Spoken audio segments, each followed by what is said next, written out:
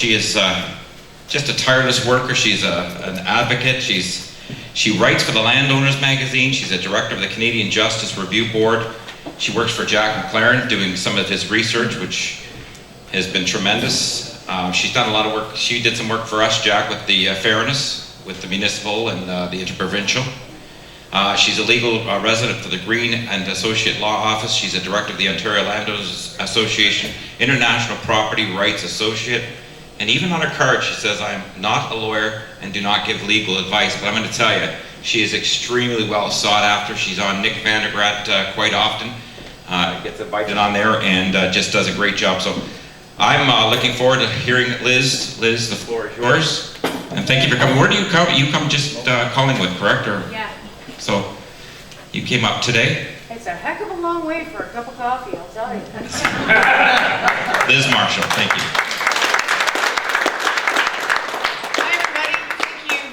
For all coming tonight. Jack, you haven't got the memo, but this is all new information for you on the Green Energy Act. So, first and foremost, I'll tell you how we got into this. Dave Hemingway is the president of the Huron-Perth Landowners Association. And there was a farmer whose parents talked him into putting a turbine on his property. And he didn't want to do it, but he did it because mom and dad basically browbeat him into it.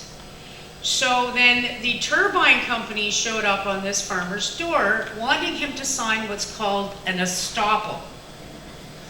So that means that he could not do anything about what they wanted to do with his property, and he didn't want to sign it. So he went to Dave Hemingway to talk to him about getting his patent and to see what he possibly could do to stop this situation. So Dave told him, you have to have a complete title search done and make sure you have your deeds and stuff.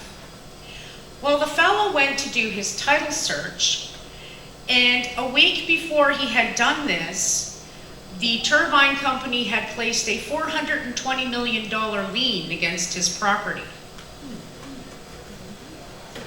So he went to Dave with this information. So Dave went to the land registry office in his area. It's called something new, I have no idea.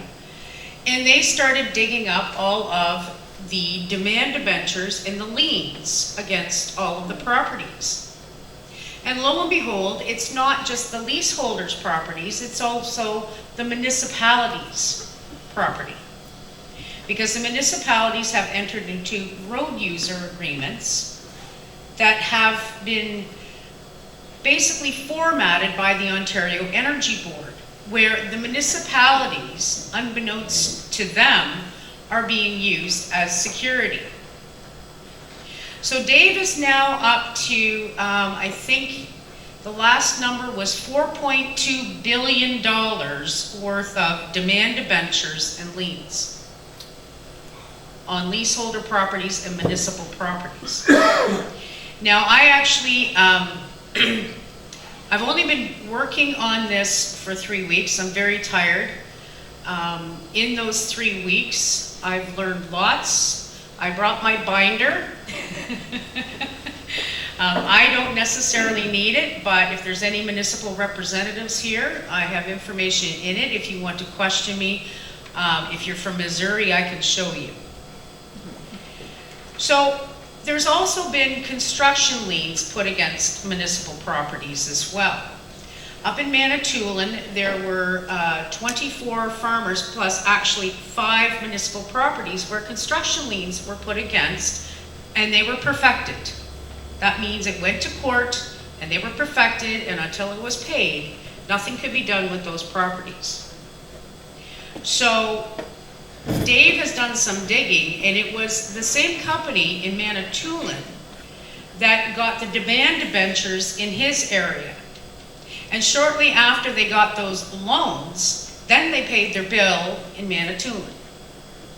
So they are actually financing everything with everyone else's money and property. None of their money is going into it. In 2009 in Hastings, there was a construction lien, and actually the planner did not know that this construction lien had been registered against the municipal properties, and the turbine company had gone bankrupt. So this is what we have been finding. Unfortunately for a lot of people, there is a huge amount of confusion in regards to the Green Energy Act. There is really absolutely nothing in the Green Energy Act in regards to the turbines. And when they created the Green Energy Act, they created schedules that went with the Green Energy Act, and you actually have to go, and it's not easy to find. You have to find Schedule G of Bill 115 to find out why there are so many problems with this.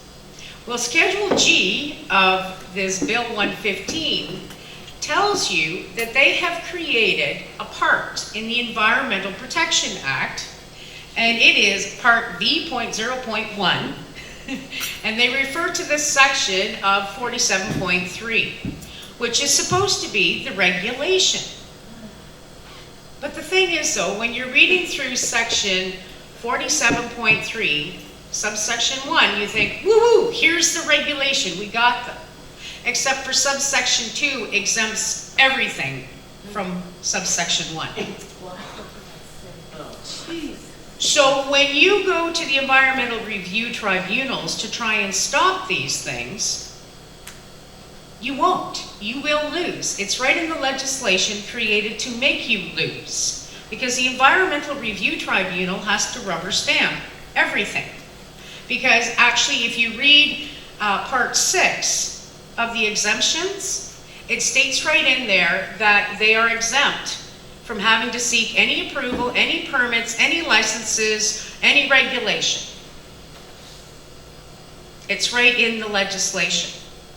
The things that they do have to do under this Part V.0.1 under the Environmental Protection Act is they must complete the applications properly, and if they decide that after they've created their plan they want to move one of the turbines or part of their solar panel array or whatever, they have to seek the approval of the director. That's the restrictions. So then we get into the municipalities.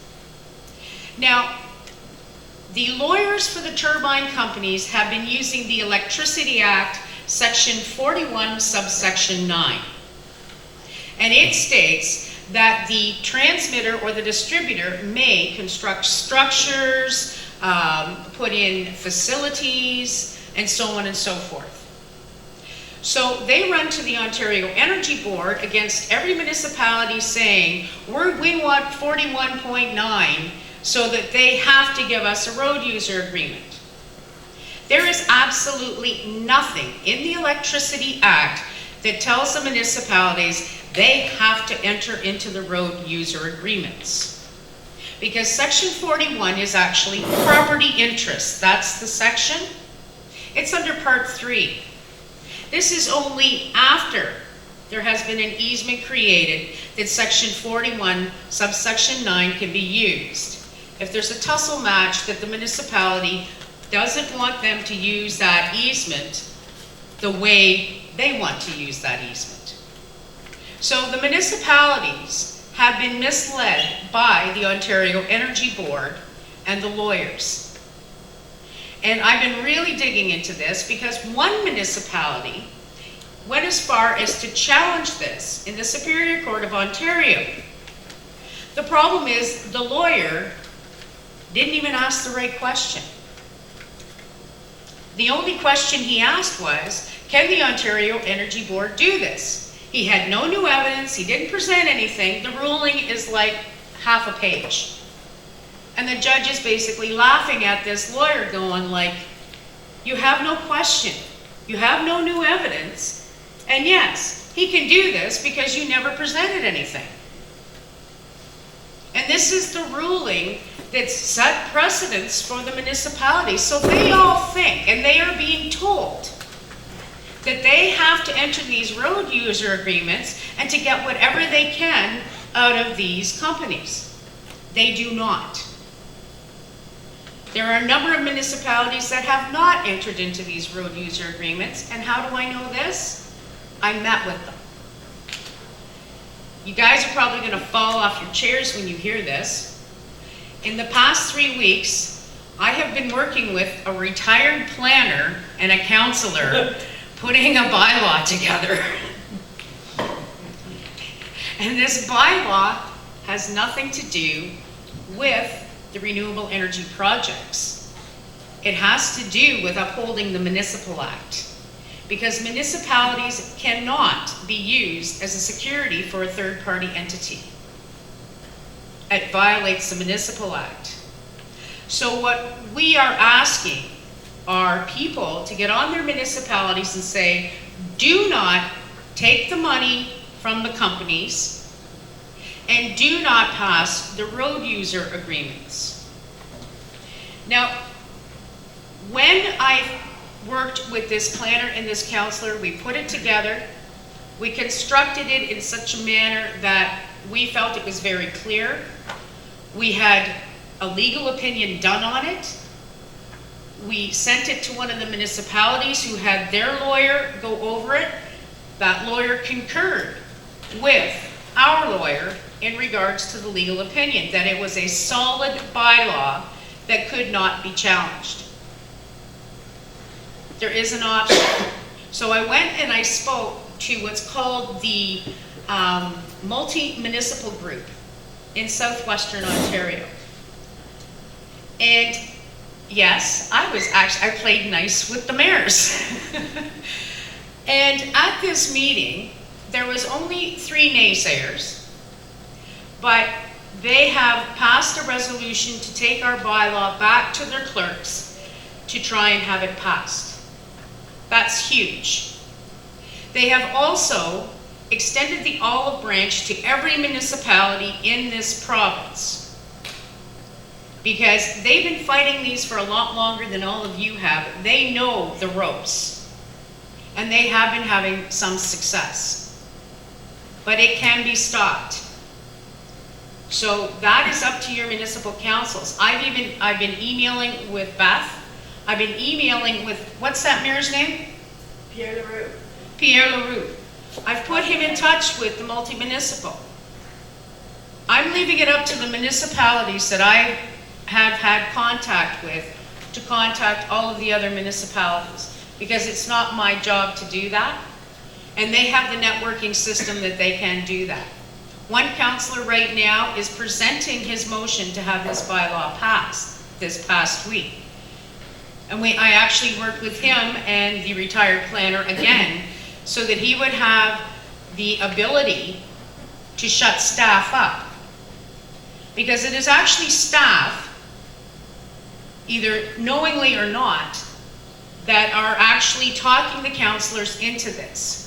And I can assure you right now, if a lawyer had actually read through the Electricity Act and realized that the Electricity Act was actually created for Ontario Hydro and then Hydro One, everyone would realize that those easements have already been created. And it's just like if a municipality has a gas pipeline coming through, they can say no. That's what it boils down to.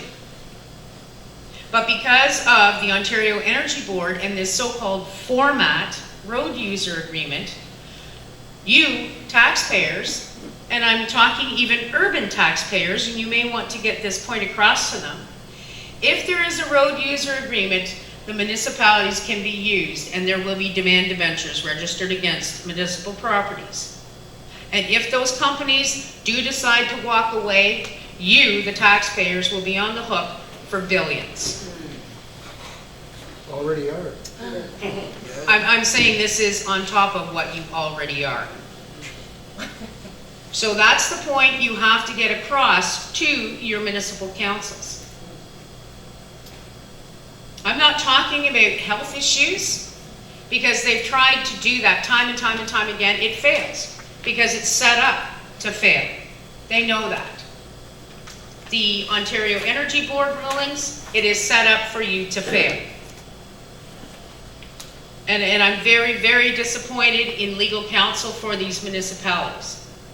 Because if I can figure it out, and I am not a lawyer, surely to goodness they could take a few hours and read through the Electricity Act and the Municipal Act to know that A, there is nothing in the Electricity Act that says that municipalities have to enter into these agreements, and B, that municipalities set the terms if they do enter into these agreements, but they don't have to. And they cannot be used in any way, shape, or form as any form of security for anything. And yet it's right in the road user agreements. There are assignments in the road user agreements. There is secured party access in the road user agreements. And there's also the statement in the road user agreements that they will sign any future documents, doesn't matter what they are, at the behest of the renewable energy project. So how can a person or anyone actually enter into an agreement where you are agreeing to sign any document that they bring forward to you? Would you? The leaseholders are, actually. It's right in the leases. I've actually seen one. Someone actually came forward with their lease agreement. Their names and their address has been removed. There is a confidentiality or a gag section in it, and it's buried partly through. There is also